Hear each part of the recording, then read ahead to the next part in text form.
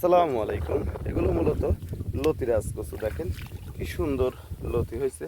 প্রতিটি গাছেই পর্যাপ্ত পরিমাণ লতি হয় এই লতিরাজ কচুতে।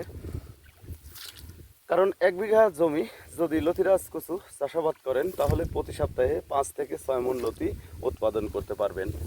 আর এগুলো হচ্ছে বাড়ি এক লতিরাজ কচুর চারা। দেখেন জমিতে কি সুন্দর লতি হয়ে আছে, প্রতিটি গাছে 7টা-8টা করে লতি ধরে আছে।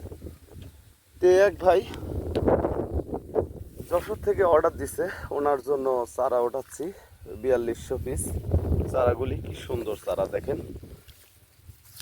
আর এই কচুটা রোপণ করতে হয় লাইনে 1 হাত পর পর, এক লাইন থেকে আরেক লাইন 1.5 হাত পর পর এই কচুর চারা রোপণ করতে হয়। তো ভিউয়ার্স, আপনারা যদি লতিরাজ কচু চাষাবাদ করতে চান আমাদের স্ক্রিনে দেওয়া নাম্বারে যোগাযোগ করবেন।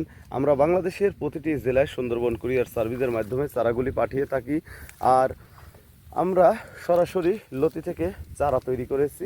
এই চারাগুলি আমরা বাংলাদেশের প্রতিটি জেলায় পাঠাচ্ছি স্বল্প রেটে। ভালো থাকবেন, সুস্থ থাকবেন। আসসালামু আলাইকুম।